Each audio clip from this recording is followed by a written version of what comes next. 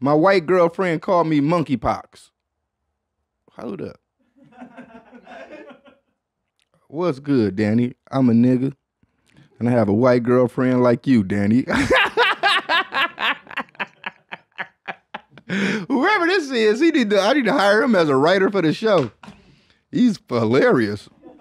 We've been dating for a few years, but for a few weeks ago, we were chilling in the whip. She was just talking this shit. Now, we usually call each other cute and funny names, but this particular time, she made a remark and called me monkeypox. I mean, it's just a funny bitch. It sounds like you got a funny bitch, man. In the moment I giggled, but then thought about it, it was like, nah, don't say that. Yeah, she giggled back, said it's just a joke. So, what would you have done if your current girlfriend said to you, "Wondering out of curiosity, podcast going crazy, many blessings"? I mean, I think she's hilarious, man. I really love girls with a sense of humor, and I mean, she kind of calling you gay a little bit too, you know. She's like, you a gay nigga. I mean, what you want to call you, a gay nigga, or call you monkeypox? I mean, so, but yeah, she can't say that. I gotta stay in the car. Just tell her don't bring that shit in public. You know, y'all might get in trouble.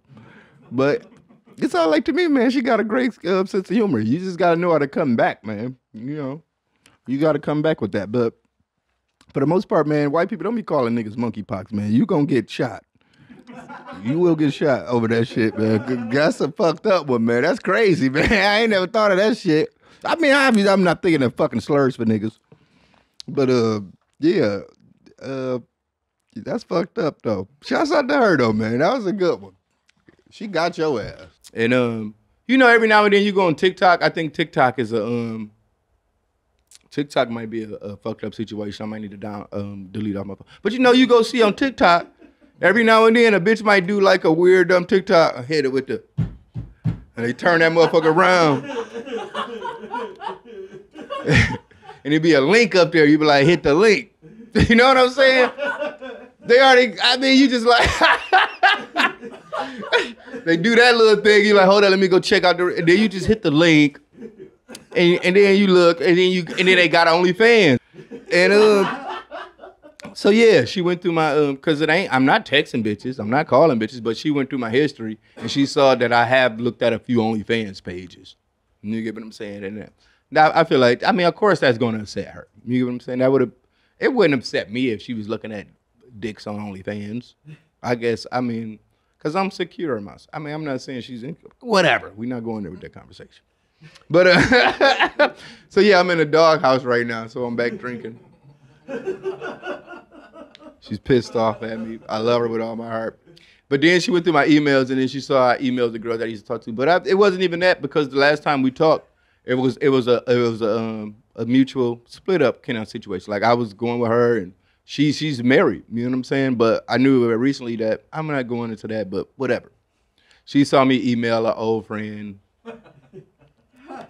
and I'm pretty sure that upset her too. But compared to the type of shit she used to find going through my phone, this was fucking, this was definitely G-rated, and she shouldn't be upset, and I love you, baby. I know you're listening.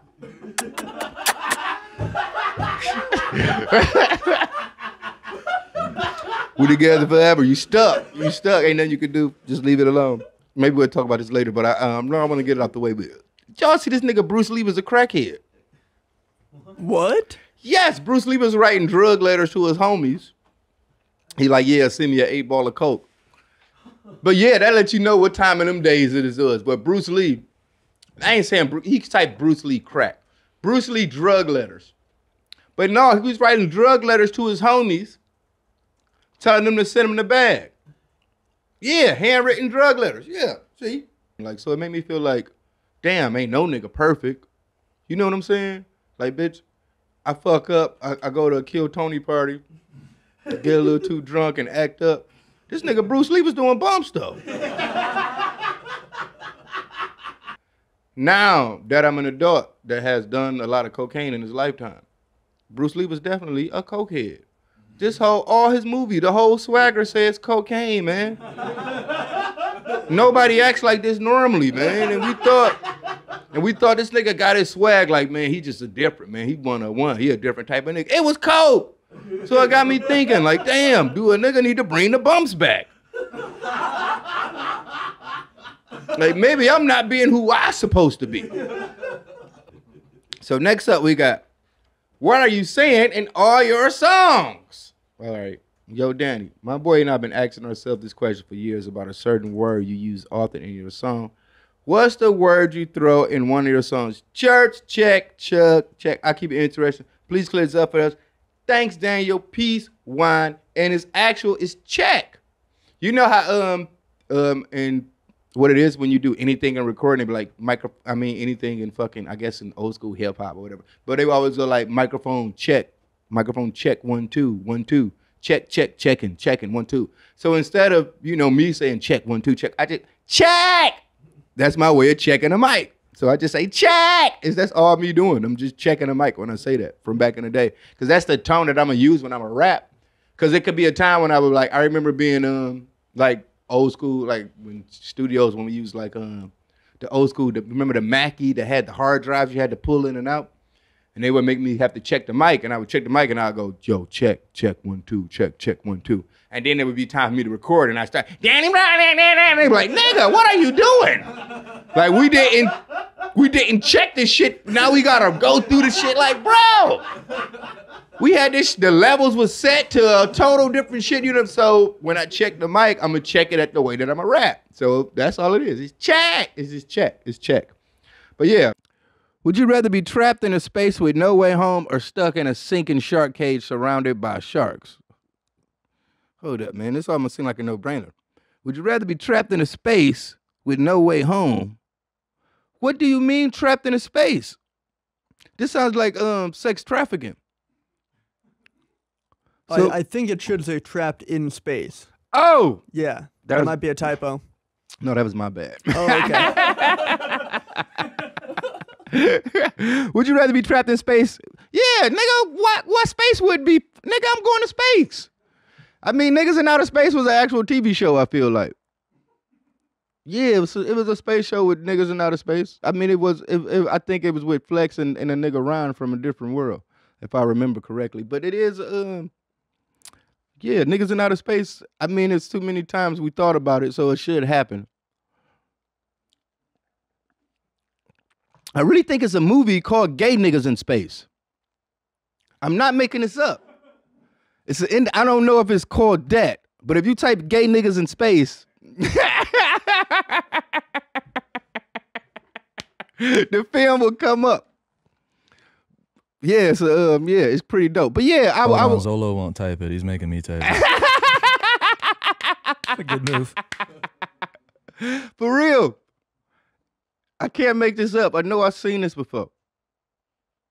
Boom. It's the pink one right there.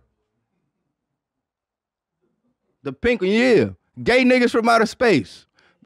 I'm telling you, check it out, man. I give it it's one of those you have to watch just to say you did it. Do you know what I'm saying? I wouldn't give it an Oscar or no shit like that, but yeah. Gay Niggas from Outer Space, man. Directed by Morten Lindenberg. Can you type up Morten Lindenberg? Cause he don't sound too black to me. This nigga. I will say I have the funniest story about me busting. I don't know if I told y'all motherfuckers this shit. I hope I didn't, man. Story time with Danny Brown. But I remember back in my when I first got out of jail, me in my early rap phase, I was going to making music and shit. And I mean, I just got out of jail. I ain't had no girls and I was trying to meet girls and shit. So I used to go on Black Planet, but I would just look for white girls on Black Planet. You know what I'm saying? It was an easy way. So one time I met this white girl on Black Planet. And we hooked up and shit. I mean, I had her come to the block and shit. And we was chilling. And my homeboy came through and I wanted to play him some of my new music and shit. First of all, when I met her, when she came through, this was like the time where meeting girls off the internet wasn't cool at the time. Like, niggas like, man, you brought this white girl to the hood. You going to jail. That's the first thing niggas said. Like, man, where you meet this girl at? I was like, I met her off the internet. They're like, you going to jail. That was the first thing niggas said. Nowadays, it's of course it's normal now, but you talk about back in the days, niggas ain't even had no fucking internet or nothing. So they like, oh, this nigga Danny on some weird shit. But whatever. So when I first met her, I'm talking to her, she sounded kind of weird. I didn't really think nothing of, but she sounded like a little like, like a little like, I don't know, like, the I don't know, the little yellow shits that be fucking with Charlie Brown and Snoopy, man. Like, rock, like a little, she had a little Peanuts a little peanuts on her voice. You know what I'm saying? But I ain't think nothing of it. You know what I'm saying? So we was chilling in my homie truck and we bumping the music and shit. You know what I'm saying? Playing some of my new shit. And she just got hyped up and she was like, let me bust a freestyle. Turns out she's half deaf. That's why she's talking like that. But it made me kind of feel, I guess, you know, made me kind of feel good that this half deaf girl liked my music and shit. I'm like, you know, what she could hear inspired her to be like, let me bust a freestyle. It's not me trying to make fun of deaf people. That's just me. That's actually how she sounded, man. But yeah, so that was pretty funny to me.